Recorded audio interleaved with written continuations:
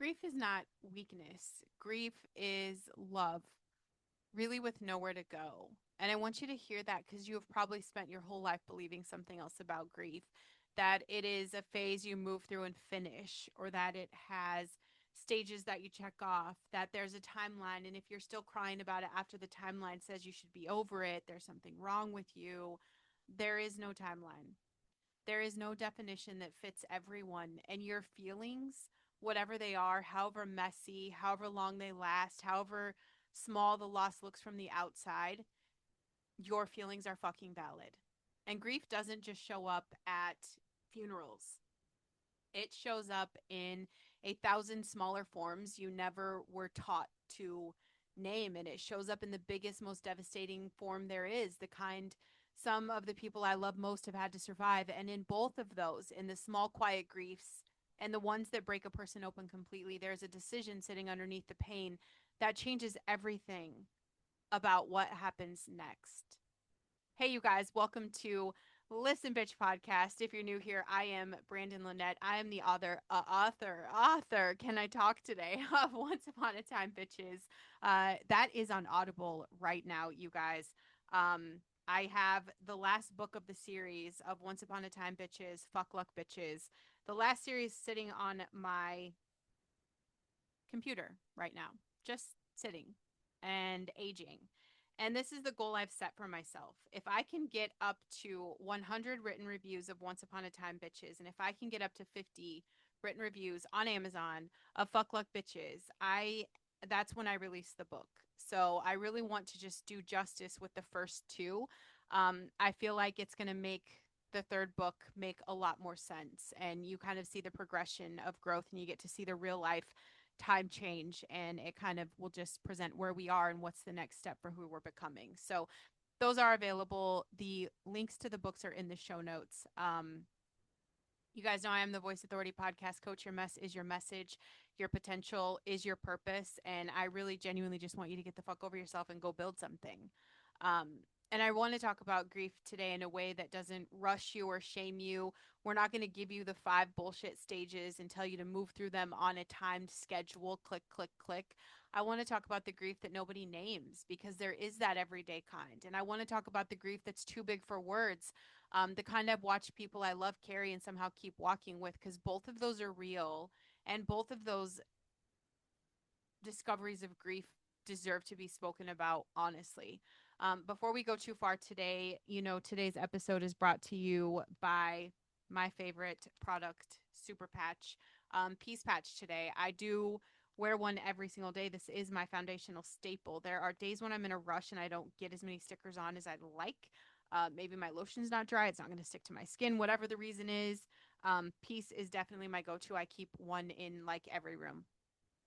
And that's because grief lives in the body, not just the mind. And your nervous system needs support while it holds something that can be this heavy. Peace supports the stress relief and the calm. This is all drug free, zero ingredients, made in the USA, vibrotactile technology working directly through your nervous system. And I have the link in the show notes. Okay. Um, I know, have you guys heard that before? That grief is just love with nowhere to go? Because I've heard it a lot. And I think it's the definition that I actually believe. Grief is love that no longer has a place to jump to the way it used to. Like you loved something, a person or a version of your child, a season of your life, a relationship, a future you had planned out in your head. And that thing is gone, or it changed shape, or it moved beyond your reach. And all the love you had for it is still like fully alive inside you. And now it has nowhere to go. It can't jump to the thing it was with anymore, because that thing isn't there in the same form it used to be. So the love just sits in your chest, and it's heavy and it's aching and it's looking for somewhere to put itself. But that ache is grief. Um, it's wild how just even talking about this today, you guys, is already making me emotional, because when I talk about grief, there's so much that comes up. There is so much that comes up. And that is why grief hurts as much as it does. It is not an abstract sadness. It is love. It is real love, the actual thing, suddenly homeless. And you can't make homeless love disappear by being strong about it or moving on quickly or just pretending that shit doesn't exist. It has to find somewhere to go. And that's the whole work of grieving. Not getting over the loss, finding somewhere for the love to land now that its original home is gone. And there's a grief that nobody really talks about. And most of the grief you will carry in your life, it never gets a funeral, right? It doesn't get a card, it doesn't get a casserole from the neighbors or permission from anyone to actually feel it. It just shows up quietly, and you don't even recognize it as grief because you've been taught grief only counts when someone dies. Like I'm grieving my son right now, and it's nothing tragic happened to him. He's growing up, he's becoming a man. And the little boy version of him, the one who needed me in a certain way, who, good lord, who fit in my arms a certain way, who is not coming back ever, no matter how much I love the man he's becoming. That little boy is gone forever, and that is a real loss. Nobody sends flowers for that. Nobody's asking me, like, hey, are you okay? But this is still like so much love with nowhere to go because that specific little boy doesn't exist anymore. And I'm allowed to grieve him, even while I'm proud of and in love with the man standing in his place. I'm getting, these letters, and I'm seeing the growth in him, and I'm watching his experience in the Marine boot camp, and I just am in awe, but I still have that heavy grief. And you guys, I have 3 kids left at home out of 6, and I'm currently, missing my son in his own transition. I just got over his girls going through their transition a year ago. And so he's in his own becoming, and even someone simply growing and shifting and needing me less in this season is its own quiet grief. Like watching your children leave the exact shape they used to be in is grief. Maybe watching a friendship change is grief. Watching a dream shift into something different than what you originally pictured is grief. Watching your body change, your role change, a season of your life end. I grieve that I will never carry a baby in my body again. I grieve that I will never nurse another baby, that I will never have that experience. I grieve that. And at the same time, I can be grateful that my body carried and birthed and fed 6 kids, 6 beautiful, healthy kids. But all of this is love with nowhere to go, and none of it requires death to count as real. You don't need permission to call your losses grief. You have permission right now from me, and honestly, you really never needed it, not even from me, because your feelings were always valid, whether or not someone gave you the vocabulary to name them. But there is another kind of grief. There really is. And I want to speak to that grief too. It's not quiet and it's not small. And I've watched people I love carry it. And I'm not going to talk around it or make this episode pretend that, all grief is the same size. I have friends who have buried their children. That sentence should never have to exist in the English language, and it does. And I've sat with people carrying exactly that. There's no framework that makes that make sense. There's no timeline where that grief revolves on schedule. There's no version of me that would ever tell someone in that pain to hurry up, to get over it, or go find the silver lining faster. Some grief does not get smaller. It just gets carried differently as time passes, but it doesn't disappear, and it shouldn't have to. And I'm not putting the little griefs and the catastrophic ones on the same shelf and saying this is all equal, because they're not equal. What I am saying is that both are very real, and both are love with with nowhere to go, and both deserve honesty instead of a forced timeline. The size of the loss determines how heavy the love is. That's the truth. And it does not determine whether the grief is valid. A grief that takes you a week to move through and a grief that reshapes the rest of someone's life, those are both grief, and neither one gets to be judged against the other's timeline. And this episode, I planned on recording yesterday. And so I've had it planned. I try a week or two in advance to write the topic in my calendar that I haven't talked about, or that has been in topics of conversation. And it's wild to me because that night, the night before yesterday, I just come home from a memorial. I have known my friend Eddie for almost 15 years. I stood in a room 2 nights ago full of people, a few small towns together worth of people, watching his family receive an outpouring of love for a man who was a year younger than me. And none of it makes sense. And it shouldn't have to make sense because some things are not supposed to add up. Why the good die young is not a question with an answer. It's just a wound that you carry while you keep living. But I watched his family that night and I saw the truth underneath the flowers, the full room, the tears. Everyone shows up for the goodbye. Everyone. The room is packed for the party of grief. The one moment where the relationship gets validated out loud, where people say what Eddie meant to them. They get to say what role he played in their lives. And, everything gets spoken and honored all at once together in a loud, beautiful room. And his dad said to me a couple times that night, he was just tickled. He's just tickled pink about how much everybody loved him and to get to see that. I know the other side of that. I know what's coming for that family because I've watched it before. It gets quiet. It gets very quiet very fast because the room empties, the boxes of food disappear, the people who filled the room tonight go back to their own lives, and Eddie's family is left with all the firsts, like the first birthday without him, which was 2 days after his passing, the first holiday, Christmas is around the corner, the first ordinary Tuesday, where the silence just lands different than it ever has before. And most of the world will have moved on by then. That's the gap. That's where the real grief work actually happens, long after the room is emptied and nobody's checking anymore.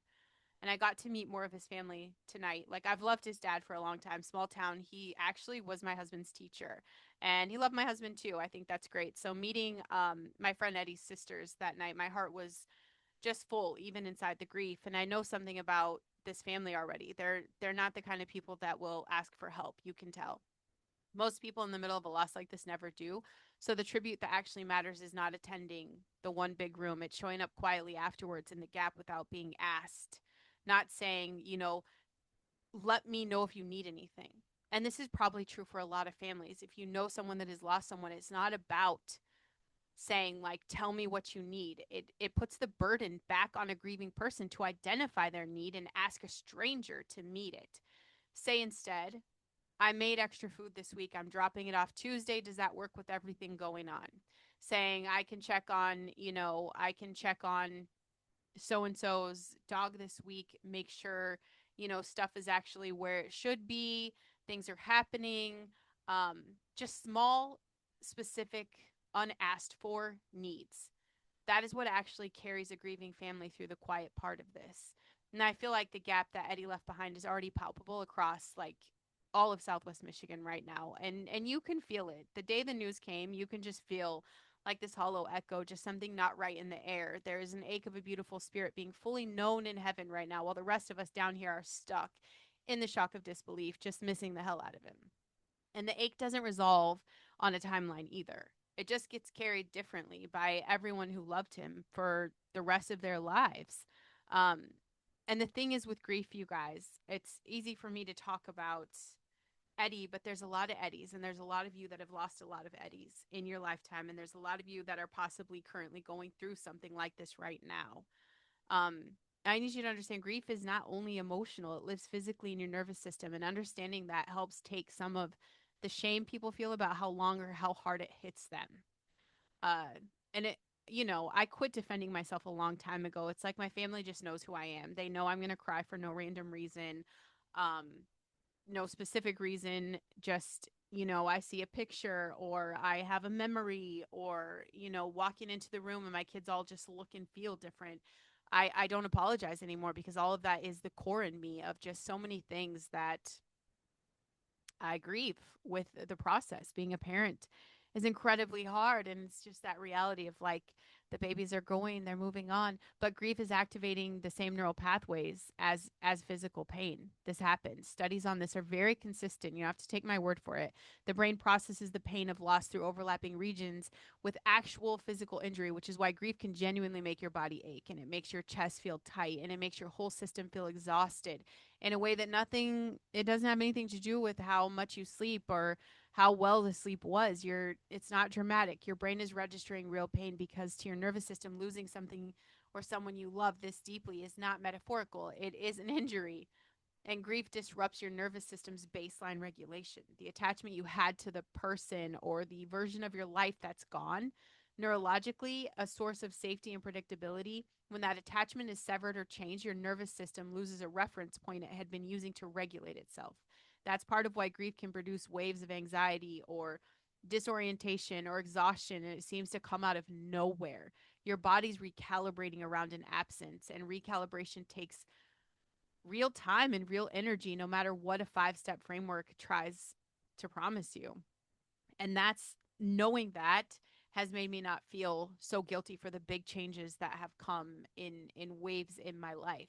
And what matters most neurologically, honestly, is that grief that is suppressed, it doesn't disappear. It's just getting stored. And stored grief will always surface later in ways that are harder to trace back to the original loss. And it shows up in things like anxiety, irritability, or physical tension, just a general heaviness that people can't explain. Grief that is actually felt and expressed and given somewhere to go, it processes differently. It moves through the nervous system instead of lodging in it. This is not about rushing the feeling. It is about not blocking it, because blocked grief costs you more in the long run than felt grief ever will. If you guys think about a river that used to flow into a lake, and then the lake just dries up. The river doesn't stop. The water's still there. It's still moving. It's still real, and it needs somewhere to go. If it has nowhere, what happens? It floods. It backs up. It finds the wrong low ground and pulls up somewhere that was never meant to be. So it's causing damage in a place that had nothing to do with the original lake. But if the river is given a new channel, dug carefully and on purpose, the exact same water that used to flow into the lake can flow into something else entirely and become useful, become beautiful, become the thing that waters an entirely new field. Your grief is that river. The love you had for what is gone didn't stop flowing just because the destination disappeared. If you give it nowhere to go, it floods your life in ways that seem unrelated to the original loss. It shows up as anger, numbness, distance from people who had nothing to do with it. But if you actually dig the channel, if you find somewhere real for that love to flow, the same water that used to flow into a person or a season of your life, or the version of your life that is gone, it can flow into something new. It could water something. It doesn't have to just flood. You're not required to stop the river. I'm just saying, accept the invitation to dig a new channel. And I know one of the hardest things, because underneath every grief, eventually, there's a decision. Not a decision about whether to grieve. You do not get to opt out of that. The loss happened and the love is real and the grieving isn't optional. The decision is about what you do with the love once it has nowhere to go. You can let it flood and pool and cause damage in places that had nothing to do with the original loss, or you can dig it a channel on purpose and let it become something that grows. I talked with I had this guy on my show that I interviewed who had lost his son, and there's no sentence that follows that fact that makes it smaller. And instead of letting that love have nowhere to go forever, he built one of the largest fundraisers in his community in his son's name, using every ounce of that love that used to flow into the little boy who's not here anymore and pointing it somewhere new.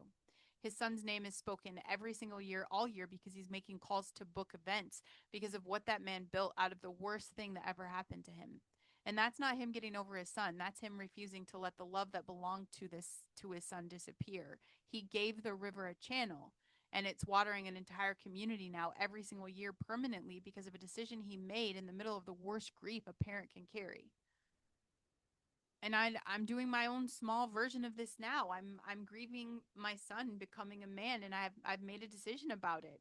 I'm working on myself right now in the middle of this grief, this specific grief, so that when I see him on the other side of his own transition, whatever that looks like, I'm a better version of myself, someone worth him coming home to. And that's what I'm doing with my river. That's the channel I'm digging. Your loss can become the exact place your greatest potential grows from. And it's not because the loss was good. It wasn't. Loss is never good, but it's because love that has nowhere to go is still love. And love is powerful enough to build something if you decide to let it. And I see this in you. I see you carrying some grief right now, and you've never once called it grief because it didn't look like the kind of grief that gets permission. You're grieving a friendship that faded, or a version of your life you thought you'd be living by now, or maybe a child that's grown up too fast, a dream that shifted into something unrecognizable. I see the love still sitting in your chest with nowhere to go, and I see you calling it something else: sadness, stress, depression, being off, anything but grief, because you never felt like you could name it that. And I see someone who has more capacity in yourself than you know exactly what to do with it, to do what the Father did, to take the love that has nowhere to go and build something out of it on purpose. You don't have to wait for this grief to disappear before you decide what to do with it. You can decide right now, in the very messy middle of it. Exactly like what I'm doing with my own son. The river doesn't have to finish flowing before you start digging the channel. You can dig while the water's still moving. If you know someone carrying a grief that they've never had permission to name, I want you to send them this episode. And if that person is you, then this is your permission right now, today. Make sure you subscribe to the podcast, leave a written review. You guys know Jesus wept. 2 words. It's the shortest verse in the entire Bible. Jesus wept. But it is one of the most important. He was standing at the tomb of Lazarus, a man he loved, a man he knew was about to raise from the dead in a matter of minutes. He already knew the ending. He knew Lazarus was about to walk out of the tomb alive, and he wept anyway. The Son of God, with full knowledge that the resurrection was seconds away, still let himself feel the full weight of loss in the moment. He didn't skip the grief because he knew the outcome. He didn't rush past it because the joy was coming. He stood there and he let the love that had nowhere to go in the exact moment be exactly what it was. That's grief. Real, full, unhurried grief, even with the miracle already on the way. If Jesus, knowing the resurrection was seconds away, still wept, don't you see that you're allowed to grieve fully even when you know or hope or trust that something good is coming on the other side of your loss? Knowing there's a resurrection coming that doesn't cancel the tomb, you are allowed to stand at your own tomb and weep exactly as long and exactly as hard as you need to before you ever have to think about what comes next. I want you to name this. If you've been calling a real loss something smaller, sadness, stress, being off, I want you just to call it grief. The naming itself gives the love somewhere to start going. Let the timeline be yours. Stop measuring your grief against anyone else's calendar, including your own past expectation of how long you thought this should take. There is no schedule. There's never been one. And then show up in the gap. If you know someone grieving right now, don't wait for the funeral crowd to thin before you disappear along with it. You know what I'm talking about. The room is full today, but it's going to be quiet soon, and that quiet is where the real support has to live. Don't ask what they need. Tell them what you're already doing. I made extra food. I'm dropping it off Tuesday. I could pick up a prescription this week. Just small, specific, unrequested. Think about them for the holidays. Tell them a funny story on their loved one's birthday. Tell them you're thinking of them for Christmas. It doesn't even have to be specific. Just let them feel seen and heard and know that someone acknowledges they have a hole in their hearts this season. That stuff is the tribute that actually matters long after the funeral flowers die. And when you're ready, not before, dig the channel. Ask what the love that has nowhere to go could build instead. Not to rush past the grief, but to eventually give it a place to flow that turns the worst thing that happened to you into the place your greatest potential begins. Grief is not weakness. It never was. It is love, the real, actual thing, suddenly without a place to land. And the ache of that is not a flaw in you. It is proof of how much you loved in the first place. You are allowed to grieve the small things nobody gave you permission to grieve. The version of your child who grew up, the dream that shifted shape, the friendship that quietly ended. And if your grief is the kind that reshapes an entire life, the kind some of the people I love most have had to carry, you're allowed to carry it exactly as long and exactly as heavily and exactly actually how much it weighs, with no one, including me, rushing you toward a finish line that doesn't exist. And underneath all of that, whenever you're ready, there is a decision that's waiting. And it's not whether you feel the loss, you already do. The decision is what you do with the love once it has nowhere else to go. You can let it flood, or you can dig it a channel and let it build something that outlives the pain that created it, the way that the father on my show did, the way I'm trying to do now with my own son, becoming someone better on the other side of this grief, so that when I see him again, he comes home to a version of me worth coming home to. Your loss doesn't have to be wasted. It can become the exact place your greatest potential grows from. And it's not because the loss was good. Don't ever think that. It's because love was that powerful. It just never disappears. It needs somewhere new to go. Saying goodbye to friends, that's grief. Knowing Eddie 15 years. And if you take one thing from this episode and let it be practical instead of just emotional, let it be this: go check on someone in the quiet part, the part after the room empties, the part nobody else remembers to show up for. Don't ask if they need anything. Just bring the food. Just bring the food. Just be there on an ordinary Tuesday 6 weeks from now when nobody else is. And Eddie, oh, my friend, if any part of you can hear this, you were loved incredibly by so many people. And I hope you still got to see that. And I hope you know that there are so many people that are going to have to figure out where that love goes now. Um, but rest easy. I did see a lot of people that love your family as well, so they're in good hands. Okay. For you guys listening, check the show notes for